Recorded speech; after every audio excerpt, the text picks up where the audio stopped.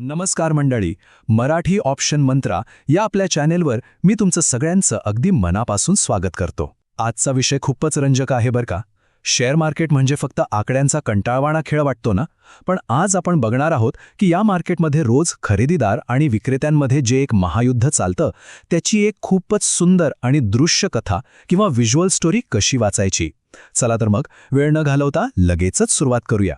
आता बघा, मार्केट समजून घेताना बरेच जण काय करतात, ते गुंतागुंतीचे आणि डोक्याला शॉट देणारे लाईन चार्ट्स बघतात आणि फक्त अंदाज लावत बसतात. पण एक साधी गोष्ट नेहमी लक्षात ठेवा, अंदाज लावणं थांबवा आणि थेट कथा वाचायला सुरुवात करा. होय, अगदी बरोबर ऐकलत. जर तुम्ही हे चार्ट्स वाचायला शिकलात ना, तर ते तुम्हाला स्वतःहून मार्केटची पूर्ण कथा सांगतील. आणि हे कसं शक्य आहे, तर कॅन्डलस्टिक्सच्या मदतीने. आता तुमच्या मनात येईल की ही कॅन्डलस्टिक म्हणजे नक्की काय भानगड आहे. तर ही एक फक्त उभी रेषा नाहीये, ही चक्क एक रणभूमी आहे. होय, एक बॅटलफील्ड. एका विशिष्ट वेळेत, मग ते 1 मिनिट असो, 5 मिनिटं असोत किंवा मग पूर्ण एक दिवस असो, मार्केटमध्ये बुल्स म्हणजे आपले खरेदीदार आणि बेअर्स म्हणजे विक्रेते यांच्यात जे एक तुंबळ युद्ध चालू असताना त्याचं हे अगदी जिवंत चित्रण आहे. बुल्सना भाव वर न्यायचा असतो, तर बेअर्सना तो खाली खेचायचा असतो. आणि हे युद्ध नक्की कुठे लढलं जातं बरं? तर हे युद्ध दररोज शेअर बाजाराच्या वेगवेगळ्या आखाड्यांमध्ये आपल्याला पाहायला मिळतं. मग ते आपलं नॅशनल स्टॉक एक्सचेंज म्हणजेच NSE असो, बॉम्बे स्टॉक एक्सचेंज किंवा BSE असो, किंवा मल्टी कमॉडिटी एक्सचेंज MCX आणि करन्सी एक्सचेंज मार्केट्स असोत.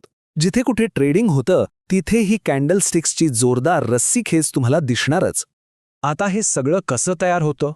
तर कोणतीही कॅन्डलस्टिक तयार होताना फक्त 4 महत्त्वाच्या किमती लक्षात ठेवायच्या. पहिली म्हणजे ओपन, म्हणजे जेव्हा त्या ठराविक वेळेसाठी ट्रेडिंग सुरू होतं ती किंमत. दुसरी हाय, त्या सेशनमध्ये गाठलेली सर्वोच्च किंमत. तिसरी म्हणजे लो, त्यावेळेतली सर्वात खालची किंमत. आणि चौथी म्हणजे क्लोज, म्हणजे वेळ संपताना मार्केट ज्या किमतीवर थांबतं ती अंतिम किंमत. याच 4 बिंदूंवर ही पूर्ण कथा उभी असते. आता या कॅन्डलच्या रचनेकडे थोडं बारकाईने पाहूया. कॅन्डलच्या बरोबर मध्यभागी जो एक रुंद रंगीत आयताकृती भाग असतो ना, त्याला आपण म्हणतो रिअल बॉडी. ही बॉडी खूप महत्त्वाची बरं का, कारण ही बॉडी म्हणजे युद्धात ज्या पक्षाने जिंकून जो प्रदेश ताब्यात घेतलाय तो प्रत्यक्ष प्रदेश. जर ही बॉडी खूप लांब असेल तर समजून जा की खरेदी किंवा विक्रीचा जोर एकदम भक्कम आहे.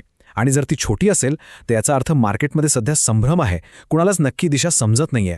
आता त्या बॉडीच्या वर आणि खाली ज्या बारीक उभ्या रेषा असतात त्यांचं काय? त्यांना विक्स किंवा शॅडोज म्हणतात. हे म्हणजे जणू काही आपले टेहळणी करणारे सैनिक किंवा स्काउट्स आहेत.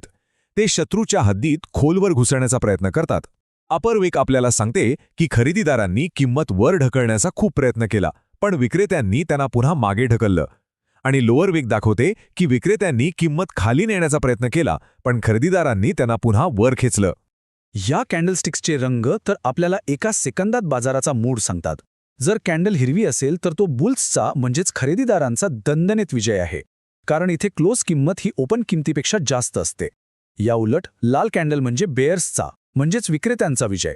इथे किंमत खाली आलेली असते आणि क्लोज किंमत ही ओपन किमतीपेक्षा कमी असते. हिरव्या कॅन्डलमध्ये ओपन खाली आणि क्लोज वर असतो, तर लाल कॅन्डलमध्ये अगदी त्याच्या उलट. आता ही सगळी माहिती सतत लक्षात कशी ठेवायची? तर हे घ्या. ट्रेडिंग करताना झटपट निर्णय घेण्यासाठी हा एक चीट शीट मी तुमच्यासाठी बनवलाय. मी तर म्हणेन की लगेच याचा एक स्क्रीनशॉट काढूनच ठेवा. लाईव्ह मार्केटमध्ये जेव्हा घाई असते तेव्हा हा क्विक रेफरन्स टेबल तुम्हाला खूप मदत करेल. हिरवी कॅन्डल म्हणजे खरेदीदारांचं राज्य आणि लाल कॅन्डल म्हणजे विक्रेत्यांचा जोर, हे इथे अगदी स्पष्टपणे आणि सोप्या भाषेत मांडलंय. तर मंडळी, एवढं सगळं पाहिल्यानंतर माझ्या मनात एक प्रश्न आलाय आणि तो मी तुम्हाला विचारणार आहे. बाजारात असे अनेक वेगवेगळे कॅन्डलस्टिक पॅटर्न्स तयार होत असतात हे तुम्हाला माहीतच असेल. पण तुमच्या मते सर्वात रिलायबल किंवा खात्रीशीर पॅटर्न कोणता आहे? तुमचा अनुभव काय सांगतो? तुमची उत्तरं मला खाली कमेंट बॉक्समध्ये नक्की सांगा. एकमेकांशी चर्चा करूया आणि आपली ही ट्रेडर कम्युनिटी अजूनच स्ट्रॉंग करूया. आज आपण एका कॅन्डलची कथा वाचायला शिकलो, पण जरा विचार करा, जेव्हा अशा अनेक कॅन्डल्स एकत्र येऊन एक मोठा पॅटर्न तयार करतात तेव्हा काय घडत असेल? तो बाजारातल्या एका मोठ्या बदलाचा संकेत असू शकतो का? यावर नक्की विचार करत रहा, कारण तीच तर पुढच्या यशाची गुरुकिल्ली आहे. तर नेहमीप्रमाणे या मार्केटच्या युद्धात तुम्हाला सतत यश आणि नफा मिळत राहो हीच सदिच्छा. सदैव लाभात रहा.